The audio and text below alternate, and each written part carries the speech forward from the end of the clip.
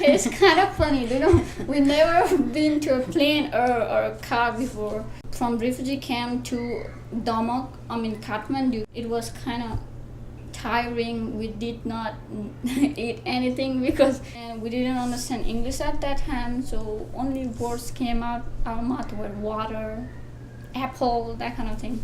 She's saying that she was so nervous, like she was thinking where will they take us. She didn't remember anything at all. From Kathmandu to India, I have no idea. My dad knows. India to Brussel. India to Brussel to Newark, and Newark to Rochester. It was nighttime, so there were a lot of lights. We could see the building clearly, and I was like, oh my goodness, where are we? When we were in Butan had a civil war, so that's why we were evacuated from there, kicked out actually from Butan and came to Nepal.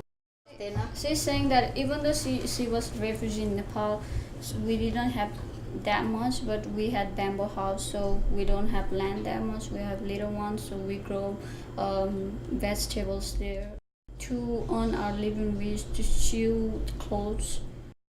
When we came here, we did not know anyone except my uncle. All of my families are here, from my father's side and from my mother's side. We have big Samal family, so my dad had three younger brothers, so he is the oldest. We have that side of family, and my mom has three younger brother and two sisters, so they are here too.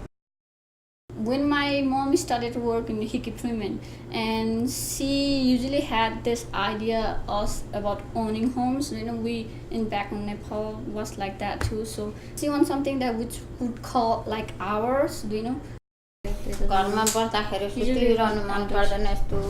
She said she doesn't want to sleep when she has free time, so she usually works gardens or she does swimming. That's the thing she does. Told her to take a rest when she came from work, and she doesn't want to. My grandmother is like that too. The ancestors are from Italy. My grandma came over at age 27, and she lived here for not even a year, and my dad was born, and then she passed away at age 27 of a massive heart attack. My grandma was a seamstress. I think that she worked for Hickey Freeman, is where a lot of them settled and started right there. My mom, she was always the same pleasant person. No matter if you crossed her, she still would do for you. That's the way she raised us. She always would be helping neighbors and doing things like I do now. That's where I got a lot of my inspiration. There are different things around here. When I was younger, was going to the public market every Saturday to get our vegetables. My father, he took a grocery cart he found in the alley, sawed it down and put it onto a sled. And that was our basket to bring the groceries back home in the wintertime. A couple of us kids would get to ride down there in the basket, but coming back home we'd have to walk with the groceries in the basket.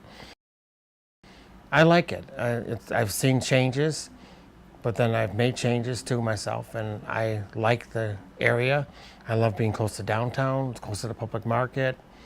I just enjoy sitting on my front porch, relaxing, and getting to know everybody, and then everybody gets to know me. I was born in Cidra, Puerto Rico, hillbilly country, back then.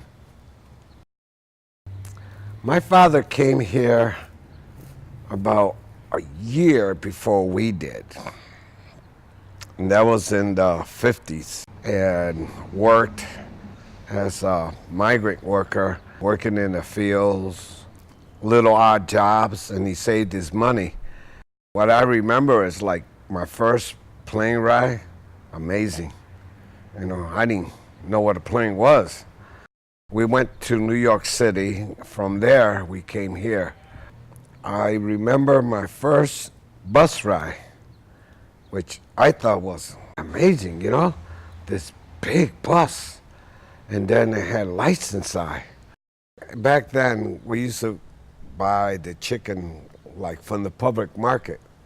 You could go to the store and get it already packaged. We used to buy them live, take them home, wring their necks, pluck them, put them in hot water, finish plucking them. That, you know, I always remember that. I learned a lot after I got older about my father. Everybody loved him. Everybody knew him. He would help anybody and everybody. If they needed to go to the doctor, he would make sure he took them. If they needed a place to stay, we would keep them for a few days until he found them a place to stay. He would help them find jobs. He will be visiting the migrant workers to see if they needed help. So when someone needed something, they looked to him. It's almost like what they do to me now. I never would tell people that I was in Vietnam, no short. But now that those people that were in the war back then are much older now, and now the younger people start to recognize that we had no control with that. So, and now, instead of spitting on us and frowning on us, they thank us for our service. There was a lot of us that died over there. And so that's changed, and like I said, it's now, I see it as okay, I served my time over there and I did what I was supposed to do and I came back. Some of my friends never made it back.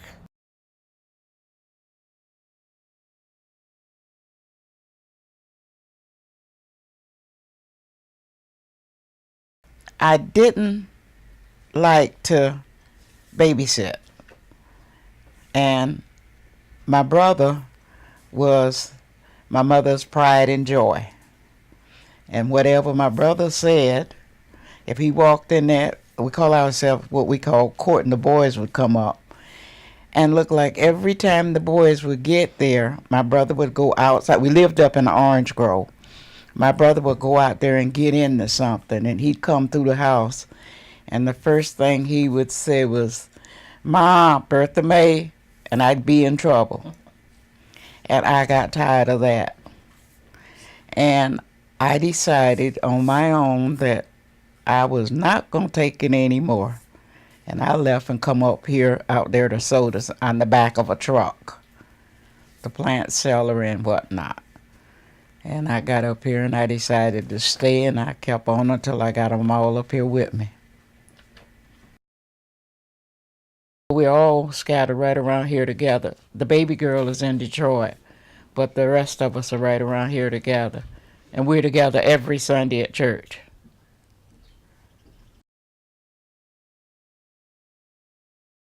We were working on the farm. We were setting celery when I worked. I hated that. Go out there in the hot sun, day like this. It'd be a row to set about a mile long. You know, it was back from 7 to 12. You could only go from this end to the other end. And from 12:30 to 5 o'clock to come back. That's how long the rows were. That's all you could get done in one day. And you right out in the sun, no trees, no nothing, nowhere. And we did that for 5.5 days a week for $22.50. I can't go with that measuring cup of sugar, cup of this, cup of that. I just go take my hand and scoop what I need and keep going. That's what Mom did too. Yeah, Mom did the same thing. Mom never used measuring cups. She just take her hand and scoop what she wanted. Even down when she went to put salt in something, she'd hold her hand like this and put the salt in her hand what she wanted. Mom was alive. She always had a garden. The older members of the family had a garden. The younger ones, we didn't do too much of that. My brother, he has a big garden at his house. String beans, collard greens, squash, zucchini, tomatoes. Yeah. That's where we go. And then when I was growing up, and we lived in Ontario, they raised a hog, and they had it slaughtered, and the meat was processed, and then we had a freezer, you know, so we could survive the winter. We didn't have to go to the store a lot. We learned how to survive with a little bit of nothing. And I can say we never went hungry because Mom always kept something on the table for us to eat. It might have been not what you wanted, but it was something for you to eat.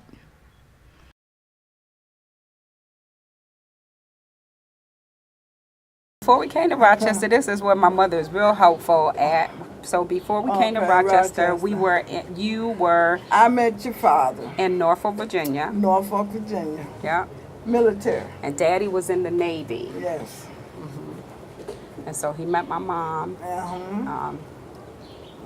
We in got Norfolk. married. Yeah. And they got married. And his grandfather and mother lived here. And he wanted to see them before we go to Miami, Florida, because that's his home. And he always intended to go back there when he got out of the military.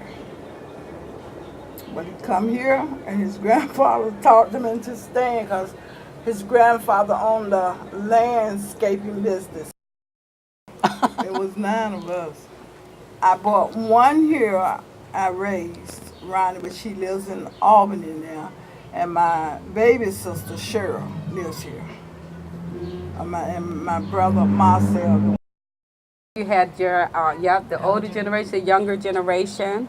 All of the mothers and the fathers knew each other. And everybody got along. On Sydney Street, everybody got along. We shared, you know, when one family didn't have it, the other one would share it. And it was just great. Field cooker. I'm like Pet LaBelle. Lord. I feel it in the wrist.